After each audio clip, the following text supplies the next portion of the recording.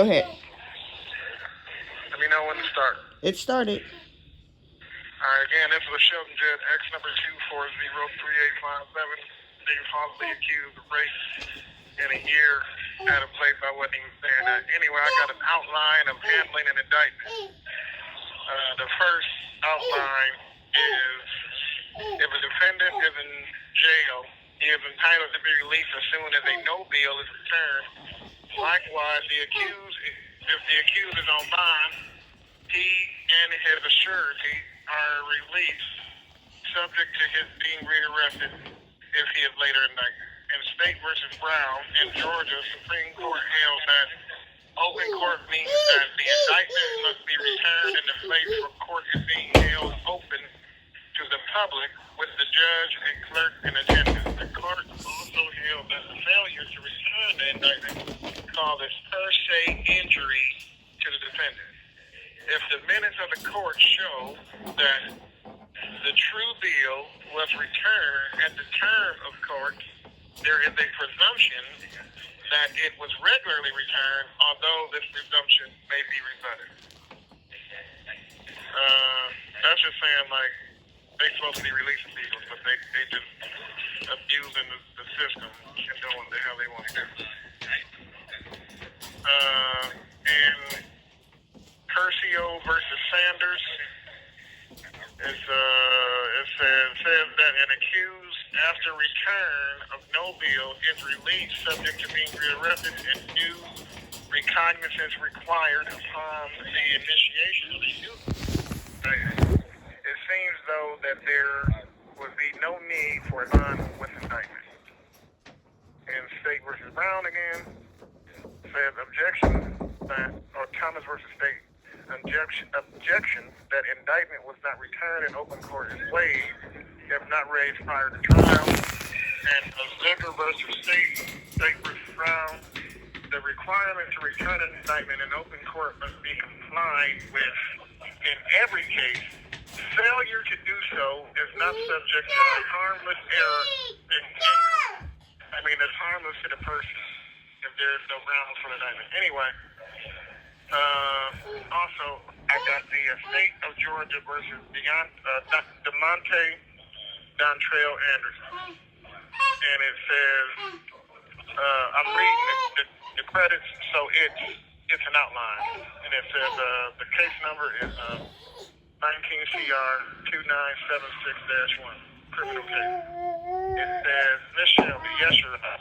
If I can also make sure that we mention to her her stated fear of testimony is that she believes that the defendant is gang affiliated. Actually, she stated she knows the defendant is gang affiliated. That would not be admissible. That would not be admissible. And I want to make sure that we don't have a mistrial situation and that she is instructed not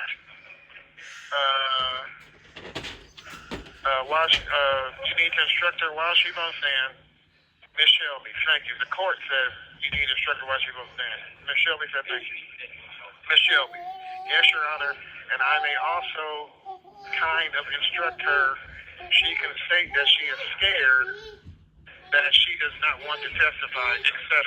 The court, yes, Ms. Shelby, I don't want to gloss over the issue, but I want to remove the inadmissible portion. The court, all right. Investigator Washington, will you bring her in, please?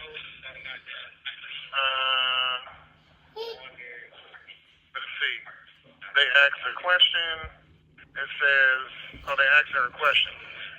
Let's see. I'm trying not to run out of time. All right, they're asking, Ms. Shelby is asking questions. And one of the answers was, it says, okay, do you remember talking about an incident with Investigator Washington? I don't, is the answer. But I remember that you stated that I said that the young man was a gang member. And I didn't even know him. That isn't true. Let's see. And then it says, the court, I don't know. Oh, wait a minute. I don't want to miss something. The court said, what part of not saying that did you not understand from when we discussed it before? for, the witness, understand what? The court. What you just said in front of this jury. And then the witness said, I don't recall what I said anything about. The court. I don't know how much they heard because I interrupted her, but I know that I know that Ms. Hawkins was saying something over her as she was talking. I'll hear from both of you, Ms. Hawkins, Your Honor. The defense moves for a mistrial. The witness was told not to make a comment regarding Mr. Anderson being in the gang, maybe being in the gang, not being in a gang. But she, in the court, remember that the jury is in the jury room that's closest to the courtroom. So everybody just keep our voices down. Ms. Hawkins. It says, at this point, I don't think we can unring the bell. She was instructed not to make that comment, and she made that comment. She is the state's witness, and we can't risk them not having her that is highly prejudicial, and it speaks to one fact, not in evidence. It speaks to one, facts not in evidence, two, his character. Ms. Shelby, Your Honor, the state believes that a curative instruction will be sufficient in this situation. The court, well, it's my recollection that not only did I start talking, the objection was made and there was a lot of activity. There was a lot of noise going on at the time that she was attempting to say it. She's talking very low, and I do think that even if they did hear some portion of it, that was not something that was illicit by the state. It is, what is that? Let's see. It says it was not intentional. Question wasn't intentionally asked to elicit information. I don't think that a curative instruction would be appropriate.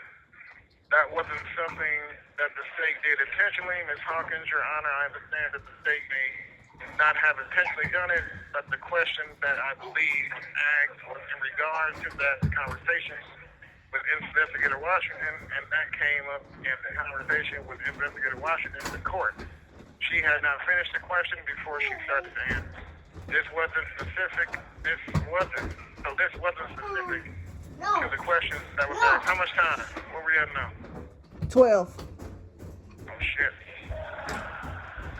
Ms. Hawkins, the mere word gang is already intimidated. I know that I would, if there was a gang count, I would file a motion to bifurcate that count because of the very prejudice that comes with thinking that someone in the gang, and Mr. Anderson sitting here with tattoos, I just don't want the jurors to look at him. And the court, well, Ms. Hawkins, he's got a long sleeve shirt on. He's had on a long sleeve shirt the entire time that this trial has been going on, so making reference to his tattoos, they're not visible to anybody except you sitting right next to him. The court, there is no evidence of this, and what I intend to tell the juror is that they are to disregard her response. It was non-responsive to the question that was asked. They are to completely disregard it. There is no evidence in this case for her comment, and it should not be considered at all in any way in their deliberation.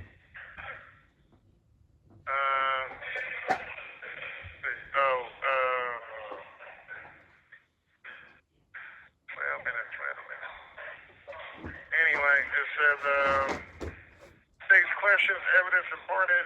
I'm ordering that it be stricken off the record. It should not be considered in any way during your deliberations. It says that the court, who is Ms. Cameron, Ms. Shelby, who is Cameron Jackson? He is a witness who worked with the victim. He had a conflict in the afternoon. The court, you don't know anything about whether or not the defendant is a gang member. You already stated that when I addressed this to you earlier, so there's no reason that you should have made that comment. Because they keep mentioning, what they're saying is, they keep throwing that he a gang member in there, right? It's a whole lot. But in the end,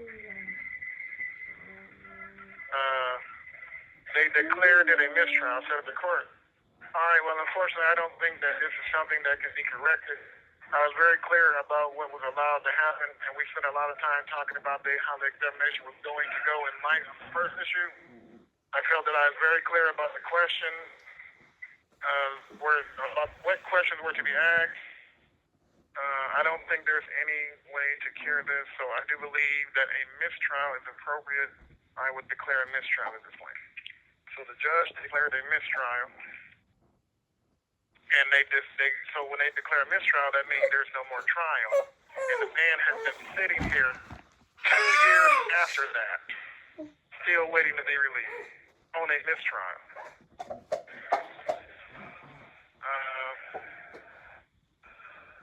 What else? I read the handling of an indictment to y'all. Oh, also, there's 12 presumptions of law.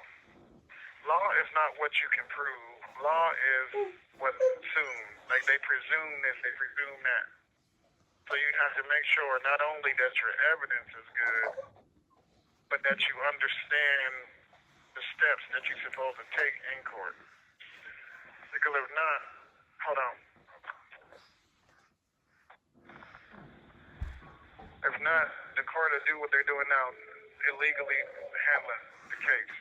Now, there's 12 presumptions of court. The presumption of public record is one. The presumption of public service, the presumption of public oath, the presumption of immunity, the presumption of summons, the presumption of custody, the presumption of court of guardians, the presumption of court of trustees, the presumption of government acting in two roles as executor and beneficiary, the presumption of executor that's a tort, presumption of incompetent, and a presumption of guilt. If nothing is proven, it's all an assumption, and it's legal.